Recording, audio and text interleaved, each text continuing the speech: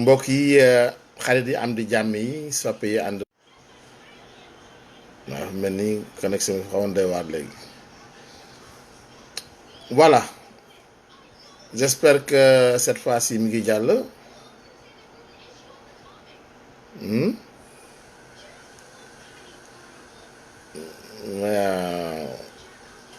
voir ndax mi ngi ñëw tuuti asalaamaaleykum maa ngi nuyu ñëpp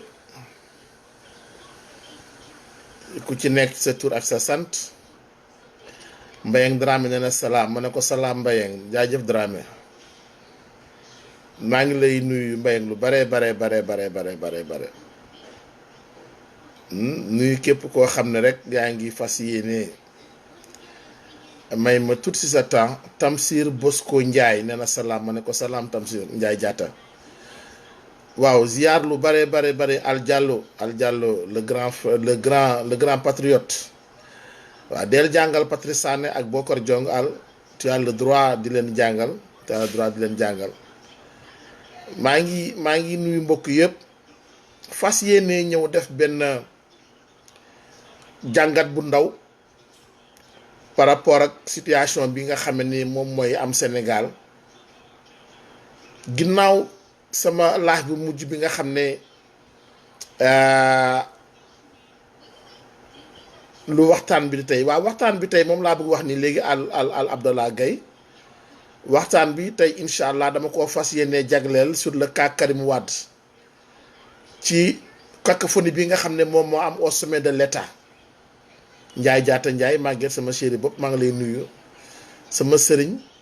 Eva gisee ziar lu bare xam nga bee passé dama dellu si woon wax tuuti ci l'affaire 94 milliards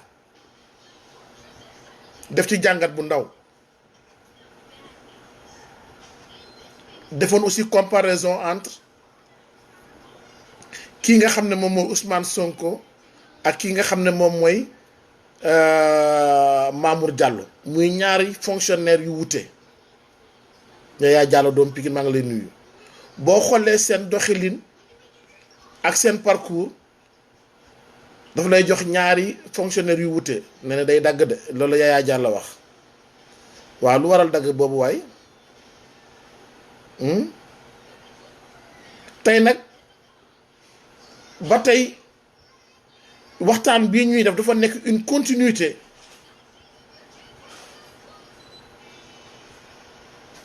Oumar Diallo mi ne lan grand ana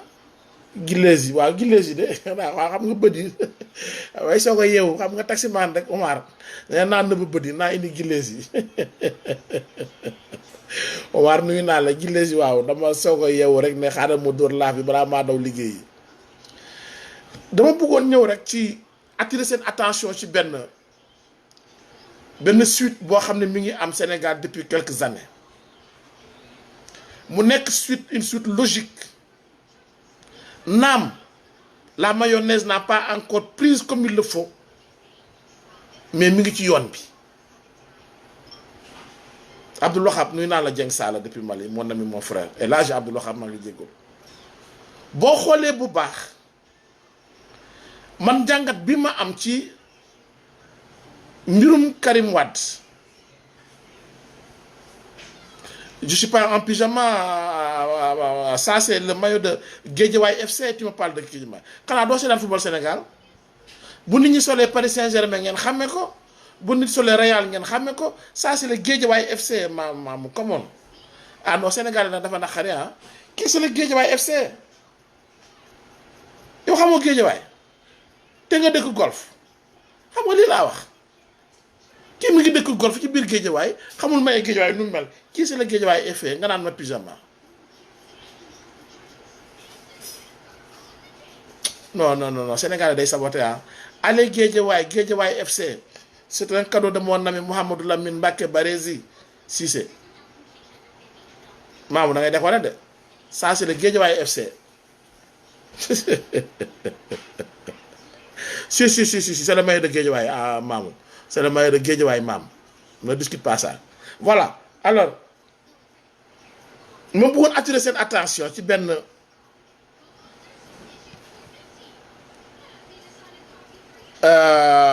phénomène boo xam ne mi ngi am.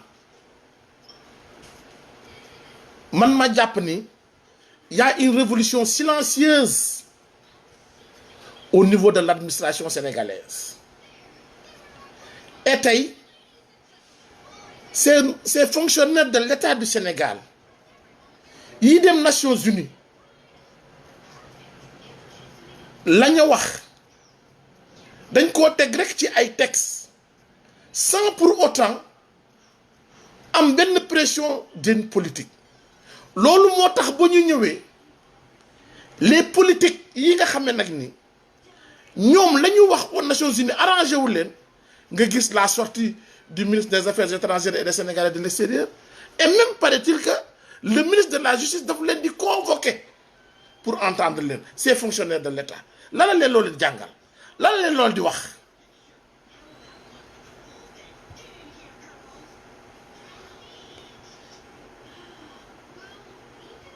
la CREI soxlawul woon ñuy dem ba Nations Unies di ñu waxal ay manquements yi ci am.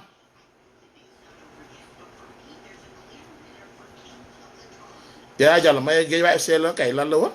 yow sa loolu bu Pikine man ma sol bu Guédiawaye FC c'est un problème dama jàmm waaye. la CREI sénégalais bu bëgg justice dëgg. sénégalais bu bëgg justice di àtte dëgg di nga xam ni CREI mënul àtte dëgg CREI lu mu àtte baaxul.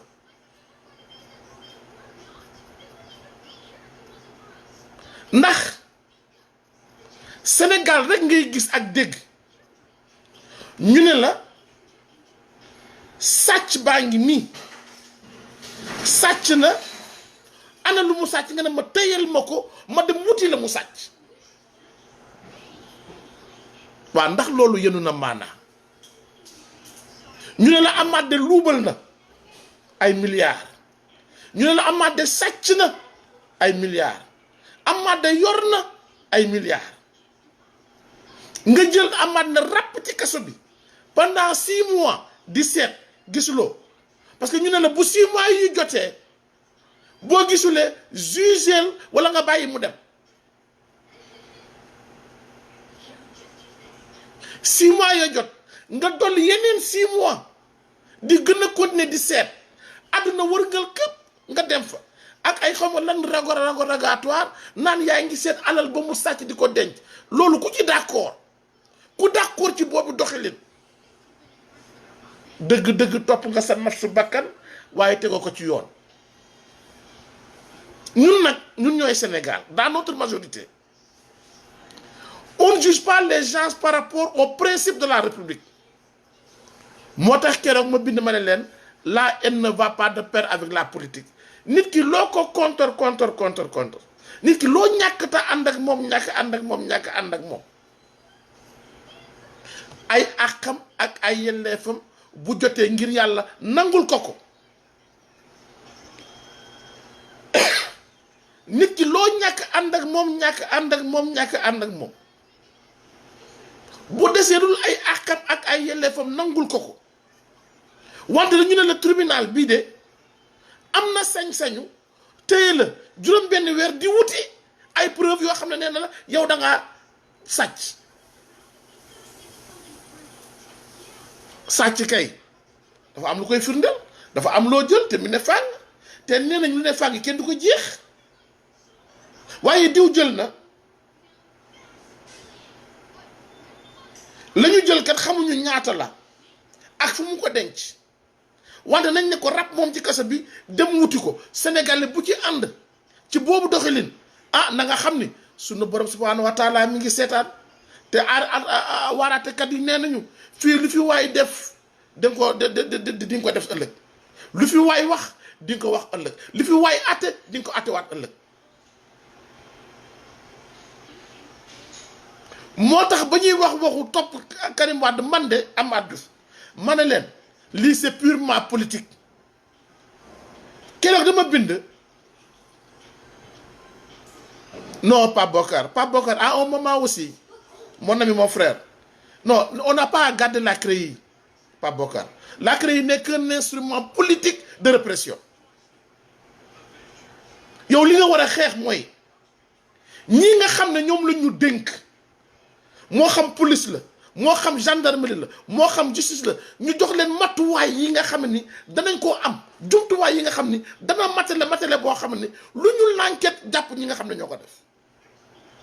lu ñu l'enquête jàpp nit ñi. kon dès le début fii nga xam ne foofu la ñu teg pour que juger jàpp Karim Wade juger ko déjà c'était sur du faux du illégal basafulaa lu illégal mais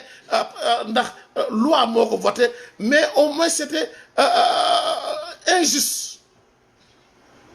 injuste mënuñu ñu ne dañuy traquer ay sàcc di ko teg ci injustice mënut a ne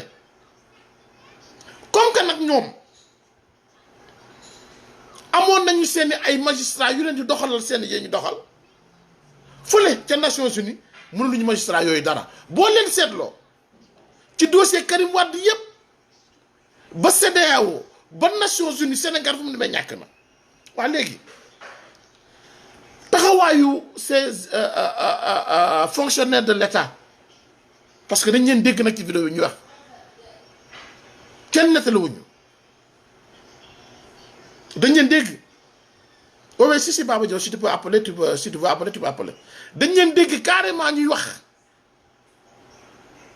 ñu ne leen Nations Unies ne leen yéen kat dañ leen waxoon ni ngeen libéré Karim Wade ñu ne leen ahankay libéré nañ ko ndax président jël na grâce kon ñun bañ ñuy gëmloo ni dañ koo baal ndekete boobu dañ ko def sous injection des Nations Unies te ñetti réponse yu ñu waroon delloo Nations Unies ñu ne ko ndax ndàmpaay bi ngeen ko waroon jox waa koo tooñul noo koy joxee ndàmpaay koo tooñul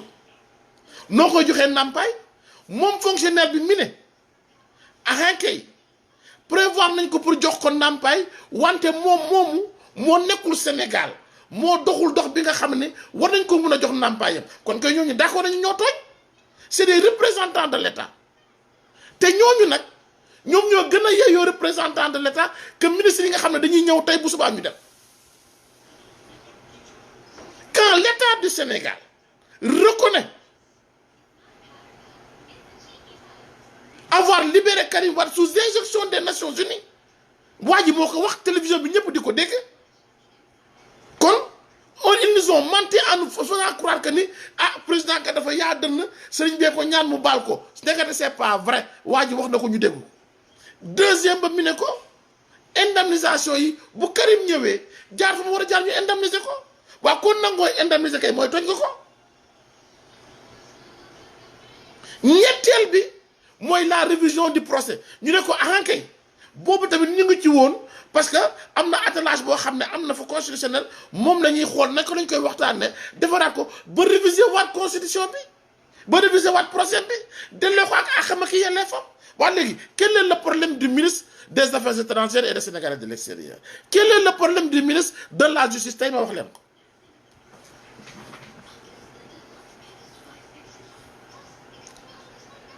il y a l'administration qui essaie de faire son travail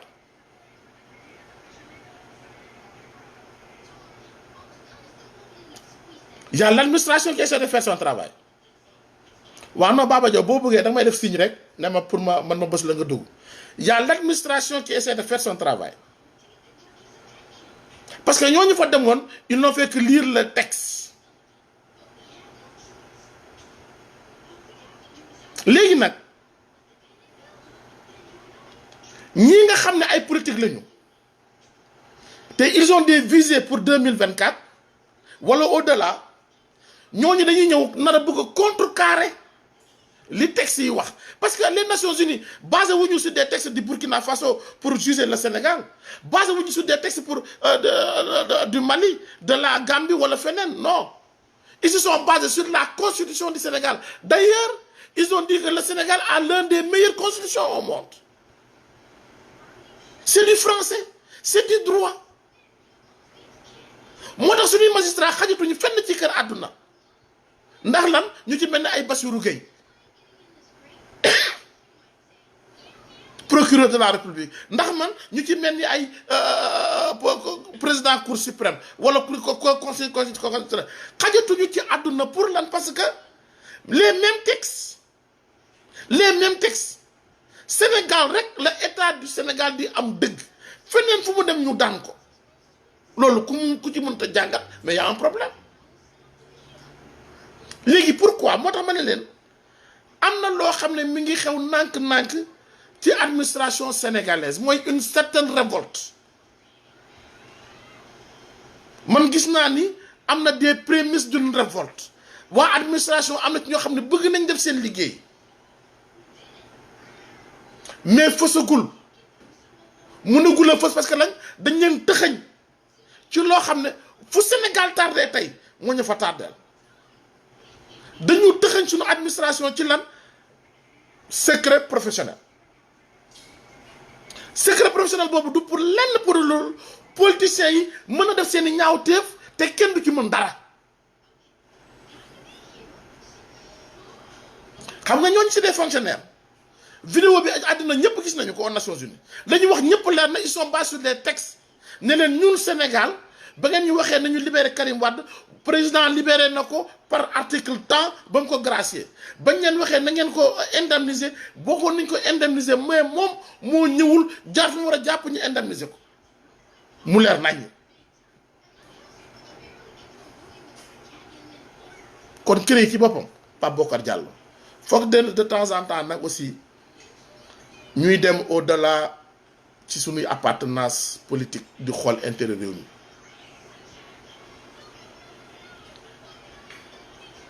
nañuy xool intérêt réew mi parce que man dëgg-dëgg Pape Bokar ba may taxaw di défendre le cas Karim Wade je ne défendais pas la personne parce que mu ànduma ak moom bokkuma PDS bokkuma génération du concret mais dama koo xeex moom ak régime bi mu bokkoon pour lan pour ñu am justice dama koo xeex pour lan pour contre injustice dama koo xeex pour lan pour li nga xam ne nag moom mooy les deniers publics ñu respecté ko xeex boobu ma tegoon nag ci li nga xam ne rek moom mooy conviction ak principe mënumaa ñëw ne ko nga kii xeex naa ko ba ñu daan ko luñ ko def baax na déedéet kon damay naxasal la ma doon xeex kon dama koy naxasal moo tax ba ñu jógee di dal seen kaw bokk naa ci l'un des rares yi xeexoon le régime du PDS dellu si ne attention mais malheureusement avec l'euphorie de la victoire sunu voix n'était pas audible gars yi mënuñu woon dégg léegi conséquence baa ngi nii tey Nations Unies ne nañu carrément na ngeen ko jox ndàmpaayam libéré ngeen ko libéré waat leen ko na ngeen réviser procès bi ndax CREI yi dëgg nañu waxante rek nag loolu jarul jàng droit sàcc boo ko jàppee yow yaay indi la mu sàcc dama nga nii waaye sàcc na maa ngay wëri la muy sàcc te ca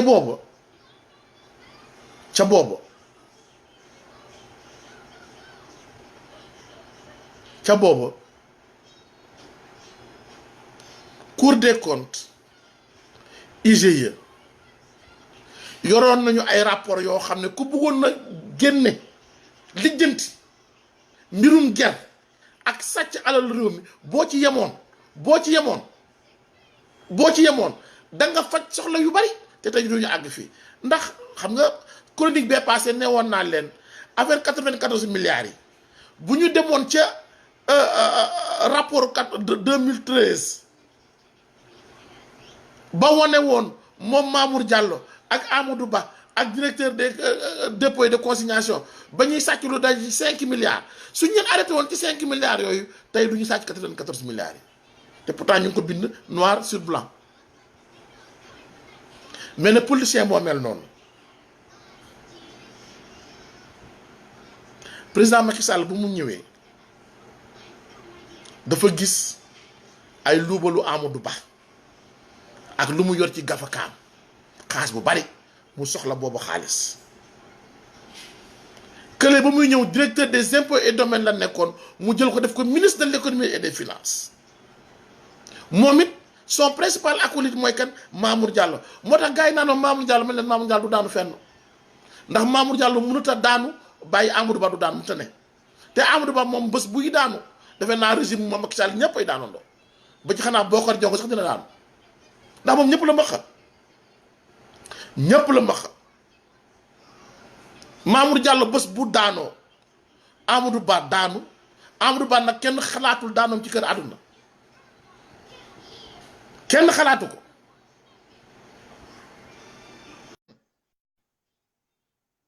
léegi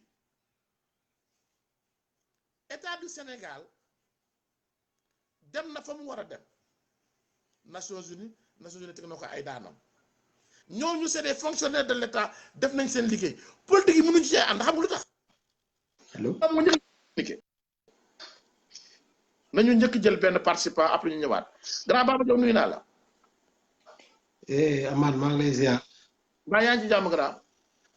alhamdulilah sant yàlla yaa ma jaral jóg heure bi nag. waaw maa ngi jégalu xam nga rek. non félicitations c'est pour tout juste remercier la rek ak participer pour 1 minute rek. damay apporter ay quelques précisions. par rapport lii Pape Demba Diallo wax. nee na Sénégal dëkk la boo xam ne bii dañu am suñu souveraineté nationale loolu kenn werantu ko mais fonctionnaires yooyu demoon foofu ce n'est pas des simples fonctionnaires c'est des hauts magistrats pour mu leer c'est des magistrats mandatés par l'État du Sénégal te bi ñuy dem ay documents la ñuy def documents yooyu demuñu pour ñu auditionner leen vocalement non verbalement il doit remettre des dossiers sur la table des membres du comité des droits de l'homme. Ouais. Parce que nekkul comité boo xam da ngay ñëw rek wax rek def sa yoon déedéet da nga fay bàyyi la nga wax yëpp ne d'accord que da nga fa wàcc. waaw mais la Diallo la ba ñuy fal Sénégal comme membre du comité des droits de l'homme ñoom ñëpp a kontaan moom xanaa boo xamoon ne on était un état souverain. mais Sénégal moo koy présider sax actuellement. kon alors mu ngi la problème. ba pare ñaareel ba xam nga moom weddi na boppam gis nga le représentant Samba Ndiaye Seck il a dit nee na Sénégal dafa am souveraineté xam nga yaa ngi koy dégg mu koy xoolaatal vidéo mais les accords yi nga xam ne Sénégal daf koy ratifier sur le plan international sont au-dessus. mais loolu man mi deful droit sax xam naa loolu. man mi jàng man mi sama jàng sori xam naa loolu. léegi da nga ko war a tegal vidéo bi rek mu déglu ko. non. ñooñu vas-y. damay bañ ñu jàppee leen benn fonctionnaire bu mel ni Amath Diouf rek wala Baba Diaw déedéet non c'est des hauts magistrats. yoo xam ne yii dañ comme agence judiciaire de l'État bi nga xam ne bi ki nekkoon CREI le procureur bi doon jugé Karim Wade moom léegi moom lañ affecté mu nekk agence judiciaire de l'État kooku c'est un haut magistrat ñii aussi les deux professeurs là c'est des hauts magistrats aussi ñoom it ay magistrats yi nekk au ministère ñu affecté leen foofu suba mën nañoo dem ci yeneen tribunaux di fa liggéey jëluñu ak simple fonctionnaire rek envoyé ko des diplomates non en plus la sortie de Amadou Ba c'est une sortie politique. ah bien sûr moom laa bëgg ñëw léegi. waaw boo dégloo xam nga benn rôle rek la ci mën a jouer ci affaire bi comme c'est une affaire diplomatique ñoom su fekkee am na correspondance bu ñuy envoyé état du Sénégal ça passe par la voie diplomatique l'état du Sénégal représenté par son ambassadeur au niveau son représentant au niveau des Nations Unies ñoom kooku la ñuy jébbal bépp courrier bu war a ñëw ci état au Sénégal kooku nag bu ñëwee ayant droit bi au niveau du Sénégal moo koy récupérer voilà seulement le rôle de l'autre là Amadou Ba. Ouais. Amadou Ba de moom moo envoyé ñooñu loolu dong la ci am mais leneen lu mu ci wax nag waxu politique dong la. et puis Amadou Ba c'était le surga de Karim Wade ñu bëri xamuñu loolu. d'ailleurs il appelait à Karim Wade au moins 10 fois dans la journée. mais nag xam nga nguur day def loolu bon naa yem foofu nga continuer dama doon apporter benn kii rek. am na solo jërëjëf grand Baba Diaw grand jërëjëf. merci beaucoup. donc di ko remercier bu baax grand Baba Diaw ci précision yooyu mu xam ne indi na ko ci moo tax ma ni mun nañ koo gis mun nañ ko jàngatee comme une révolution boo xam ne mi ngi am ci dans l'administration parce que nag fonctionnaire yi dañu leen di tegal ay directives yoo xam ne yu àndul ak dëgg méngoowul ak dëgg yéen a ngi fàttaliku lors du procès de Khalifa Sall benn instant ci diggante la présence de son avocat ou pas le parquet ak DIC se rejetait la balle parce que commissaire bi nekk directeur DIC nee na carrément que ni il voulait laisser l'avocat de Khalifa Sall mais le procureur moo ko woo ne ko déedéet kon moom mi ngi doon bëgg appliquer texte yi kële woo ko ne ko déedéet ba tey ñemewul dafa waroon ñeme nag appliquer texte yi dans toute sa rigueur comme que dañ leen dëxëñ ci benn secret d'état moo tax administration bi ñu ngi commencé di dénku nànk di def ay fuite boo xool leen ci jamonoy élection yi am na instant boo xam ne ci wàllu organisation ministère de l'intérieur ña nga doon def ay fuite lan moo tax tey Pastef am c'est des fonctionnaires de l'État yoo xam ne mënatuñu woon muñ les pratiques au niveau de l'administration ñu ne dañuy créer syndicat bërki démb dama dégg l'ancien président du groupe parlementaire Benno Bokk Yaakaar Moustapha Diakhaté mi ne dañoo war a ñëw indi loi interdire bépp fonctionnaire boo nekk inspecteur nga rek moo xam ne domaine nga moo xam impôt nga ak foo munti ne képp kuy inspecteur des impôts et domaines ñu interdire le purement et simplement politique ñu jël benn loi dans ce sens xam nga loolu pour lan la loolu mooy gën leen delloo ci ni lépp luy xew foofu mënatu leen koo génne tant loolu mi ngi am luubal ak sàcc day daal di yomb ci administration bi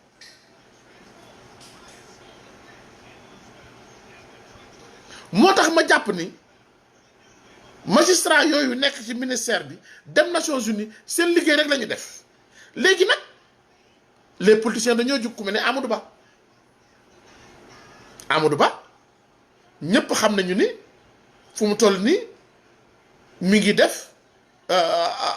benn bataille bu mag pour succéder à Macky Sall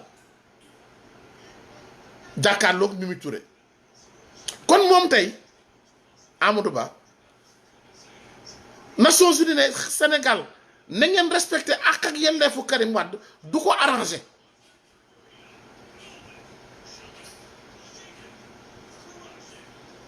comme que Macky Sall def na lépp ba jàmmaarloo Khalifa Sall jàmmaarloo Karim Wade ñoom it loolu la ñu bëgg maintenir gis ngeen bu ñu moytuwulee njegeenaaye ñi entouré président de la république dëkk bu tàkk ñoo ko taal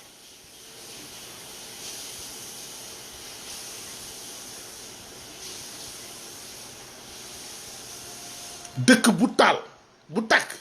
ñoo ko taal dama leen di joxaat rek exemple boo xam ne nettaliwaat naa ko fi du benn du ñaar du ñetti yoon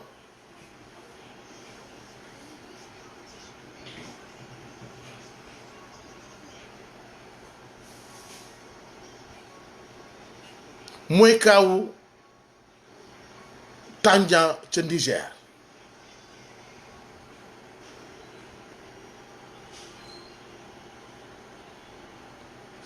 te loolu kenn nettalu ko lu dul jarbaatam ak xam moo toog ci télévision di ko nettali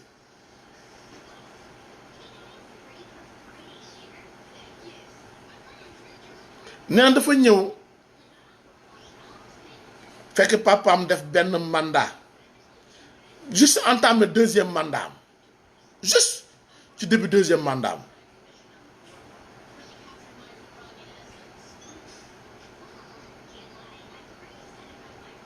ba mu entamé deuxième mandat mu am ay conseillers benn bés nee na mu ñëw di toog benn ci conseil yi ne ko mandat yi de 4 ans dafa gàtt da nga war a xalaat une révision de la constitution pour noo koy mën a réviser mën a wut beneen 3e voire même 4e mandat pour àggale say projet jarbaat bay nettali de nee na tàndaam mer tëb ci kawam tax ko ci bureau bi ne ko réew mi fu mu toll nii amorcé nañu benn tournant boo xam ne dañu bëgg stabilité démocratie wax yu mel ni wartuñ ko fay wax rabrouiller waa ji c'est tout début de son second mandat moo tax nee na moom jarbaat bi de ba mu demee ba toog jamono dox bu mu jékki-jékki dégg ni nijaayam mi ngi bëgg réviser constitution bi pour changer constitution bi pour briguer 3e mandat neen dafa jaaxle effectivement loolu fi wax ne seytaane waxul dëgg war na yàq nay xel xam nga bu ñu toppee sa nopp di topp sa nopp di la travailler en fin de compte da ngay dem ba ñoom loolu ñu lay wax da ngay jàpp ne mooy dëgg ce qui se passe actuellement en Guinée donc au niveau de l'APR aujourd'hui am na ñoo xam ne ñu ngi travailler pour le président pour un 3e mandat mais Amadou Ba moom il vise le fauteuil du président de la République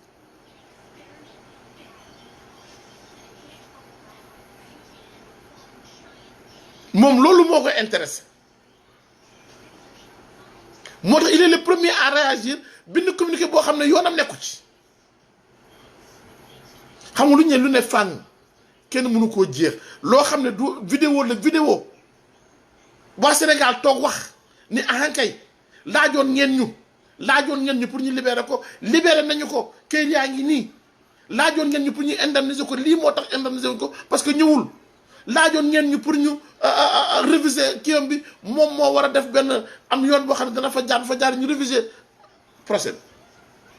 yow nga ñëw bëgg am loo expliquer tey ministre de la justice convoqué ko c'est parce que léegi la politique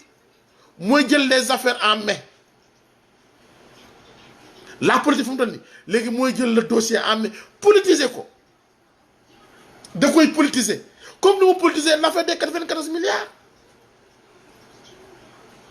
comme ni mu politiser l'affaire des 94 milliards moo tax ma ni ñun Sénégalais tamit ma koy bantuwaat ak fàttaliwaat ñun ñooy war yenn saa di xool ni bu ñu xool la personne de Karim Wade mais nañu xool citoyen sénégalais bi ngay xam ne ñu ngi koy xañ àqam ak yelleefam gis ngeen mbokk yi il est très important que notre bataille soit d'abord une bataille de principe excusez-moi na nekk bataille de principe quel que soit que ñu jàmmaar lool luñ ko xeex luñ ko contre akam ak yelleefam bu fekkee ñu ngi parce que nag sama petit frère Amadou ma koy nuyu il est à Louga daf naan ma àdduna rowu vélo la ndax yéen a ngi fàttaliku jour bi nga xamee ni ñu ngi jëli Ousmane Ngom à Kolda fekk ko ci benn hôtel la muy sangu ñu jël ko par la force comme benn film militaire gàddu ko indi ko Dakar pour wuy si procureur est-ce que yéen a ngi fàttaliku loolu quand yéen mooy fàttaliku loolu et pourtant ay mois avant même pas 1 an ay mois avant il était tout puissant ministre de l'intérieur mun a yëkkati dig mun a yëkkati ñëpp ñëw daal sa kaw waaw loolu misaal boobu ku mu jàngalul àdduna dara du la ko jàngal ay 6 mois avant 7 mois avant nga nekk tout puissant ministre de l'intérieur nga ñëw tey ñu fekk la ci benn hôtel ngay sangu ñu këf la jël la takk la comme un malpropre comme un bandit di la yóbbu Ndakaaru Njaay jëlee la Kolda yóbbu la Ndakaaru Njaay pour rek nga mën a ñëw tontu procureur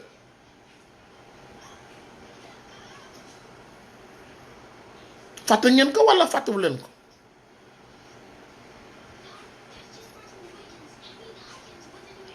ndax yéen a ngi fàttaliku jour bi nga xam ne moom Cheikh Tidiane Sy ancien ministre de la justice di def conférence de presse ndax doomam bi ñu tëj ci kaso def conférence de presse bay jooy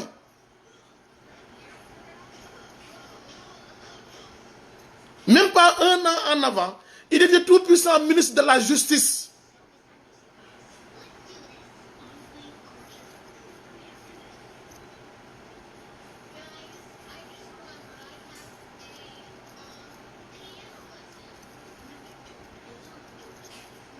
ba ci Karim Wade ak baayam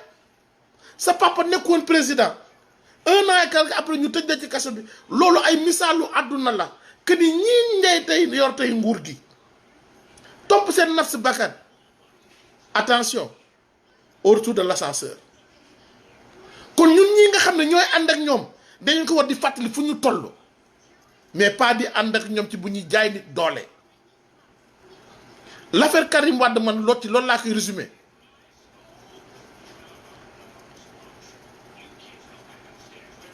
l'état du Sénégal da koo tooñ ba toññar bi ko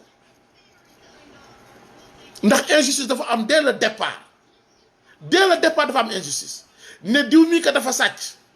waaye dama koy tëj wuti la muy sàcc amul fenn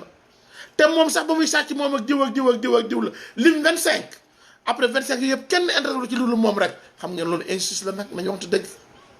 waaye nañu waxante dëgg yenn saa nit ki da ngay bul xool sa topp sa naf su bakkan rek seetal dëgg nga wax ko loolu amul fenn ku ñu ko defoon sa mbokkit nga jug taxaw man de ànduma ak Karim Wade musuma ànd ak moom bàyyam laa àndaloon te 2004 laa génn PDS wante nag du ma tere di jéem a àtte dëgg ci sama digganteeg sama borom rek di ko xool ak di xool les principes de la République rek le cas de Lamine Diack merci Ndiaye PA yi maa ngi la nuyu bu baax si sa Nafi Diallo ndax nag nekk ak nit ànd ak moom di ko wax dëgg di ànd ak moom ci nekk dëgg dara dàqu ko dara gënu ko kon Amadou Ba sa sortie yëpp mooy il balise le terrain pour 2024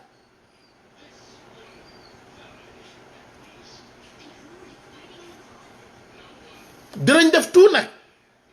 ba la xewoon 2019 bii xewaat 2024 mooy du Karim du Khalifa mu ñuy bokk bu ñu buggee sax boole ci Sonko bu leen see bu ñeen bàyyeeg seen sago bu ñeen bàyyeeg seen sago ndax politicien ku ko bàyyeeg sagoom mu def lu ko neex rek nag yéen a ngi gis dafay xew gën a fan yi kenn wonu leen ko bés bu nekk Alpha Condé xëy rey Guinée yooyu ba mu neex ko parce que lan bëgg na toog am na 3e mandat politicien boo ci gis surtout africain 3e mandat nekk ca xel ma nee nañ marchand ambulant boo gis boutique mbagg maanaam marchand ambulant boo gis magasin moo nekk ca xel ma waaye politicien président Sénégal africain boo gis 3e mandat war a toog éternellement ci pouvoir bi rek moo nekk ci xel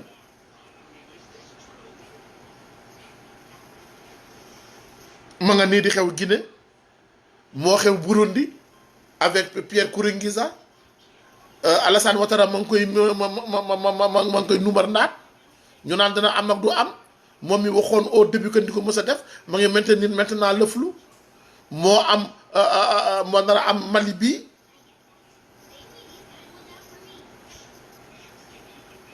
kon lii dëgg mooy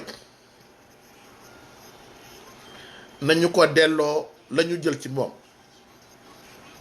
xam nga sama benn waaye def naa waa mais voilà Amath ndax mos ngaa waat ni Karim jëlul ma ne ko fu ma koy waate ci kër àdduna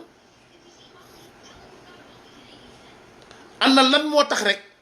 man ma mën a waat ni diw jël na lan ci la laa koy teg li ma mën a waat kay mooy boo demee Cour des comptes wala nga dem IGE seen rapport yi c'est clair écrit noir sur blanc ñan luubal ak nañu luubalee ma nga fa loolu moom dinaa ne la lii kat mun naa waat ni IGE moo ko bind lii kat mun naa waat ni Cour des comptes moo ko bind mais da ko doon xeex nga ni dañu ma ne ko parce que dama amoon présomption ni nii ñu yore réew mi baaxul dama mën mooy xeex ba ñu jóge fa la ca des mooy kii ñëw moo waroon ñëw nag teg ko ci yoon topp leen ci yoon xool seen gestion ci yoon waaye amul benn rapport bu ne Karim sàcc na amul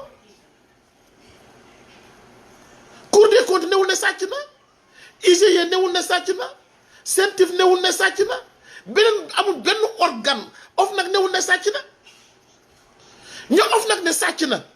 ku ci mel ne ku nekkoon directeur transport routier OFNAC ne kii kat sàcc na OFNAC jël ko yóbbu ko tribunal tëj ko ci kaso bi di xaar ñu def procès ñu ñëw ne ko fu génne nommé ko PCA beneen structure man loolu laa gis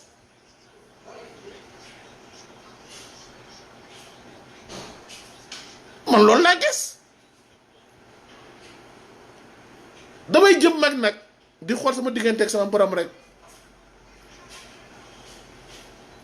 damay jëm mag de wallaay novembre bii le 19 ma am 50 ans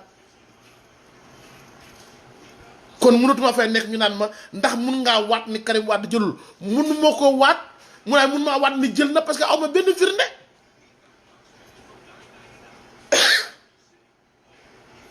ka am firnde moo ko mën a laaj mënu ma ko accuser jël naag jëlul man c'est pas mon problème jël naag jëlul xam nga ko waroon lijjanti justice Sénégal moo ko waroon lijjanti mais dans les règles de l'art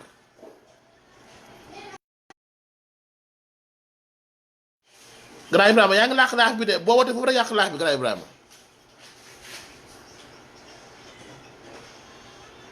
boo wootee foofu rek yàq laax bi du foofu Grand Ibrahima da ngay envoyé benn invitation fii rek ma jël la man de amaat dama ni damay ñaan ci lu ma def ci sama giiru dund gii la may wax it la may wax su ma wóoralee it ba ma bu ma wax safaan nga même 94 milliards boo leen gisee lu ma ciy wax yëpp mooy lu Cour des comptes bind li IGE bind parce que réew mi tam dafa am ñoo xam ne loolu lañ leen fi tegee ñay saytu doxalinu administration bi sunu alal fu muy dugg fu muy génn ñooñu lañ ñu waxul parce que keroog ba ñuy toog naan ña ngay toppi Karim Wade boo fekk na ñooñu génne ay rapport yu bare tey la ñu bàyyi ci rapport yooyu la ñu dépensé pour di la xam ne Karim Wade nee nañ seet Karim Wade moo ëpp téeméeri yoon ñun dañoo mujj perte maa ngay wuti sàcc ba dépensé ci 1 milliard fekk na yow kayit yi tey jii nii boo ko yëkkati woon ñooñu nga topp leen mun nga ci recouvré benn 15 milliards nga bàyyi ko fa dem dépensé ay milliards pour wuti loo xam ne yow xamoo fu mu ne yow nga gëm ko da ngay nax sa bopp gëm nga ni justice la déedéet dëgg bi mooy nañu ko delloo li ñu ko jëlal comme ni ko Nations Unies waxee delloo ko ay dalaram àqam ak yelleefam léegi nag boo leen bëggee ngeen def tribunal bu normal waaye indi leen seen preuve ngeen dem ci tribunal bu normal mu àtte wante créé du tribunal bu normal waaye nañuy waxte dëgg rek te yàlla tax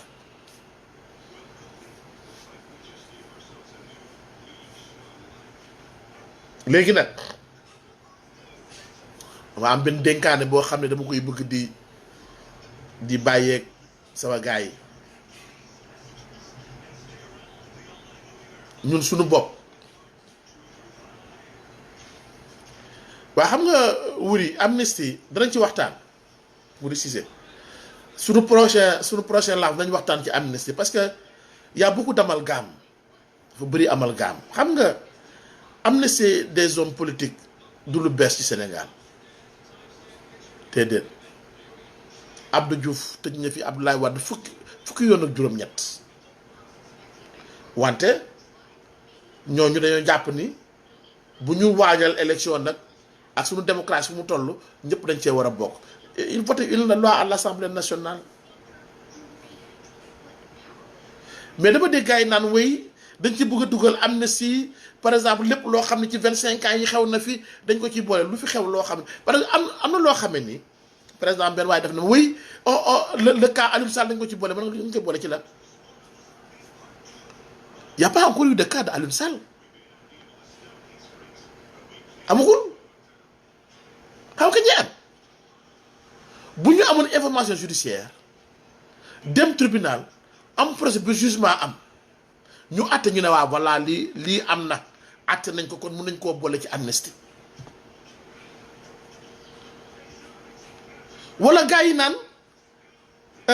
Karim na fay déet yow ñu ne la fayal Karim yow Nations Unies dafa ne la fayal Karim xam nga 318 milliards boo koy wax dafay fekk nga d'accord ci CREI ni muy doxee boo ci d'accord ah wasalaam tu es libre man de mosuma cee d'accord dès le début nag kon man Amath Diouf en tant que citoyen sénégalais Karim amee lu ma 318 milliards man en tant que sénégalais Karim amee lu ma 318 milliards amee lu ma ko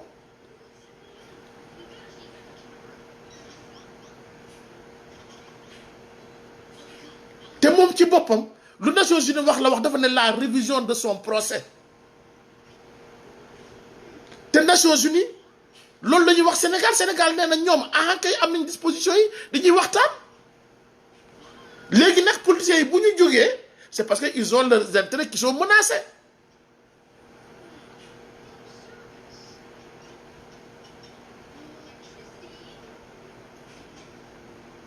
loolu la rek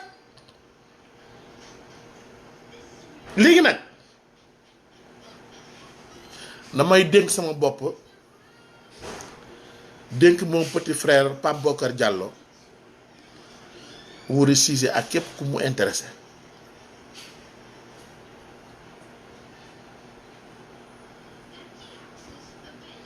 gis nga dañoo war a jàngati lépp lu ñuy def ak ku ñu munti àndal ndax la muy bëgg def yenn na ci tegu na ci yoon wala tegul ci yoon les principes de la république nañ leen ko sauvegarder comme li ñuy wax les institutions demeurent les hommes passent bu ñu fexee ba ku ñëw am lu mu naxasal ci institution yi ñu ànd ak moom ku ñëw am lu mu naxasal ci institution yi ñu ànd ak ñoom ku ñëw lu mu naxasal ci institution yi ñu ànd ak moom danañ dem ba institution yëpp nërmeelu te bu nërmeeloo gis nga dëkk bu institution yi dem ba nërmeelu yëkkatiwaat ko day daal di metti et il est encore temps pour sauver ce pays là lii daal moo nekkoon sama waxtaanu tey gërëm leen sant leen ñaanal leen yàlla di ko sàkku ci yéen di leen jox rendez-vous incha allah mercredi mercredi dañ dellu si waat am beneen waxtaan bu am solo bu ñuy ñëwaat ba tey ci doxalinu réew mi ëllëgu réew mi ñu ngi gërëm ñëpp sant ñëpp ñaanal ñëpp mu nekkoon seen xarit seen doomu day Amath Diouf depuis Houston Texas di gërëm képp koo xam ne participé nga parce que bon am na ñuy bind nag mais bind yi dafa bari ba nga xam ne dafay gaaw am na yu bëri yoo xam ne mënu ma ko lire mais maa ngi gërëm ñëpp sant ñëpp ñoom Ndiaye PA yi ñoom Mamadou Dem Pape Bokar Diallo Wuri Cissé sama sëriñ Eva Guissé tout le monde bàyyiwuma kenn sant leen gërëm leen ñaanal leen yàlla di ko sàkku ci yéen mercredi incha allah ci kàttanu borom bi jërëjëf.